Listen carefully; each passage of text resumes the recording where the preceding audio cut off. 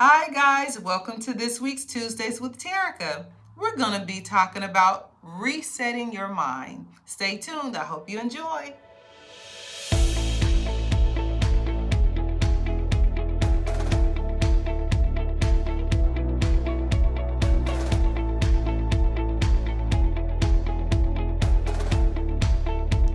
Hi, everyone. Welcome to this week's Tuesdays with Terica.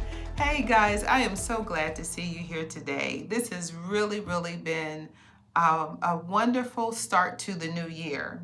So, since we are actually just getting started this month, I wanted to just share with you guys something that the Lord shared with me while I was on a little break, right? So I was praying and, just asking the Lord for a word for me. What is my word for the year? And the word that He gave me was reset. Reset. Okay, what does reset mean? To set again or anew. Okay, and what does that mean? To start again after a period of rest or change so that you feel better able to deal with your life or with a situation. So, as we are going forward in the new year, I know a lot of people who have in their minds different resolutions that they're wanting to do for the new year. And that's okay, however it works. It never worked for me. I would always start something and not finish it, like most of the people, but that was always my thing. But this season, it's about resetting where I am, refocusing. What am I looking forward to? How am I going to put some new things in place to start achieving some of the things that I either started and didn't finish, didn't complete, or some of the things that have since my speaking it and me not following through, what can I do to actually get from A, B to C, and on and so on. So reset. We are resetting our minds. We are being renewed in our minds daily. We are asking God specifically to take out the cobwebs. I am in my career and my job. I am a real estate professional with Century 21, and in doing that, there's a lot of change that's not just in the market, but within my company. Some things that the company wants us to learn, to relearn, things that aren't comfortable. And that's really what reset is all about, is trying to figure out a new way to do those things that are uncomfortable. Because that's a part of what breeds procrastination. But really, what breeds into procrastination, the underline is fear. Did you know that? I'm learning a lot of stuff and I'm just trying to share it with you guys, okay? So, reset. And as I was saying with my job, there's some things that we're doing a little different, some things that we are in training for. And it is not easy because I'm a woman of a certain age. And all these younger agents, the younger people that are coming in, they're picking up stuff left and right. They're picking it up, they're running with it, and they're doing great. But for me, it's a little bit more of a struggle because I don't really want to do it. That's number one. And then the other thing is because I am a little fearful that I won't retain all the information, or it just doesn't, some things just don't come easy for me. I'm not a techie person. Anybody that knows me know that I love having my young people around because they help me so much in the things that I'm trying to do when it comes to technology. But what I am learning is we all have to progress. And I am 100% in. We all have to progress. And I want to. It's just that because it doesn't come easy, that means that I struggle with it. So if I struggle with it, then I procrastinate, which I put it on the back and on the back and on the back. But really what it all breeds down to is fear. So my prayer has been, Lord, as you are resetting my mind, as you are renewing my mind, I'm consciously praying. Allow me not to fear whatever the stronghold is that is keeping me back from achieving the thing, or saying, as I'm speaking out of my mouth, the things that I want to achieve and that I desire to see for my life. Don't allow me to fear whatever that thing is. As you are resetting my mind, and you're resetting my thoughts, and you're resetting my desires, as you're resetting that hunger and that thirst that's within me, allow me to walk it out without procrastination and without fear. This being the beginning of a new year, everybody is almost in a position to have a do-over, a start over, a freshness, a new beginning. And that's really all that today is about. How are you going to start your new year? We talked last week more on a spiritual level, the things that my pastor and one of the other ministers had spoke on, and then I gave some of my insight and thoughts on different things as well. But I wanted to piggyback off of that just to tell you, it doesn't matter where you are. It doesn't matter that you haven't achieved the weight loss that you wanted yet. It doesn't matter that you haven't finished your degree, and you haven't finished the classes to get your degree yet. It doesn't matter that you're not married yet. It doesn't matter that you haven't gotten pregnant and had that special bundle of joy that you've been praying for yet. This is a year and a season of reset. Reset your mind to think on those things higher and greater. But you also have to put some things in place to walk it out. So for me this year, my goal is to lose 20 pounds. Okay, then I will be at my weight that I had set for myself as a goal weight. Now, I have achieved some things over the years. For the past 2 to 3 years, I've achieved some goals. But for the one that I really want to hit, the target that I really want to hit, I have not hit that yet.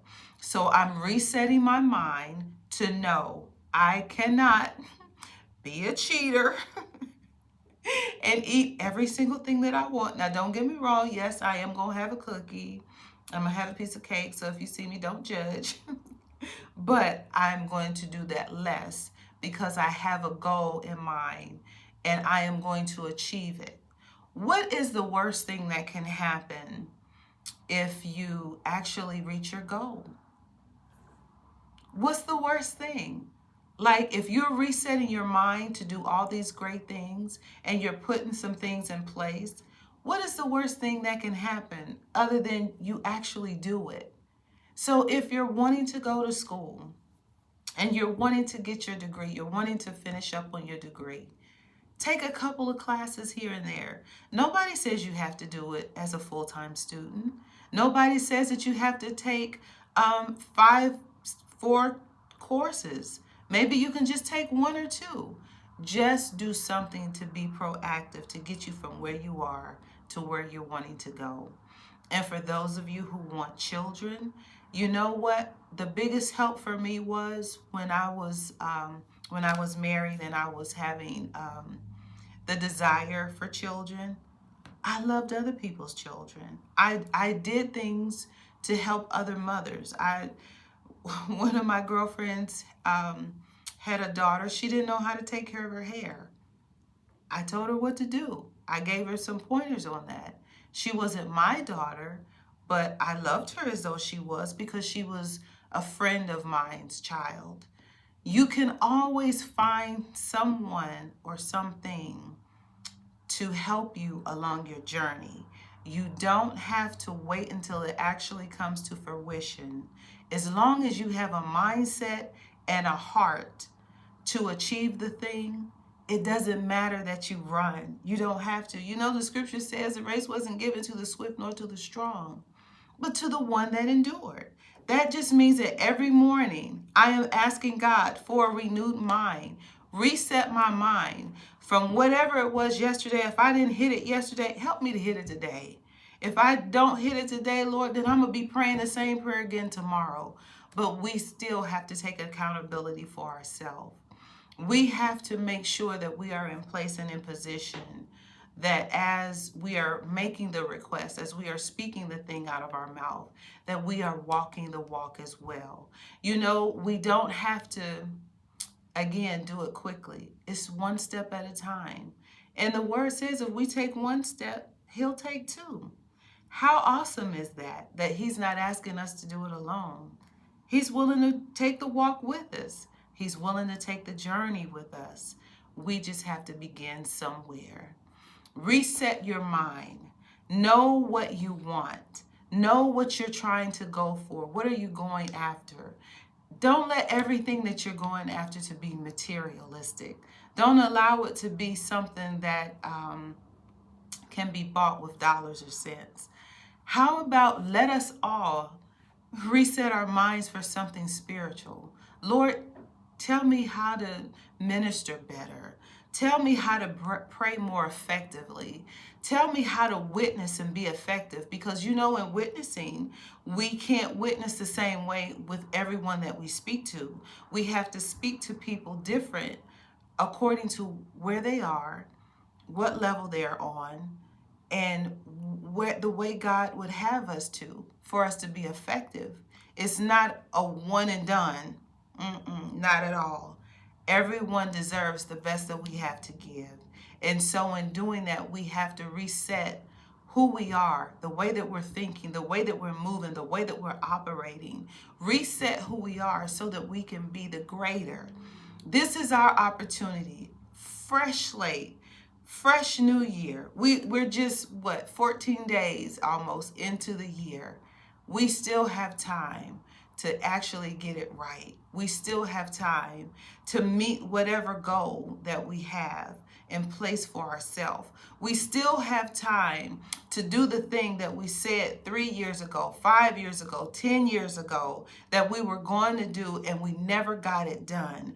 This is the year to do that thing, but it's going to take some effort from you.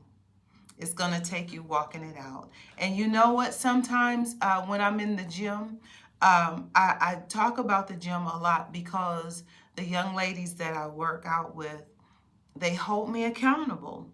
Okay, so I am not the oldest, but I am one of the older ones, and they hold me accountable. They hold me accountable for showing up. And that's really all that life is about. Showing up.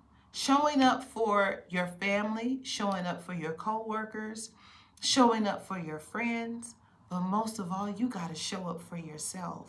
Because if you don't show up for yourself, it doesn't matter about everybody else because they won't get the best of you.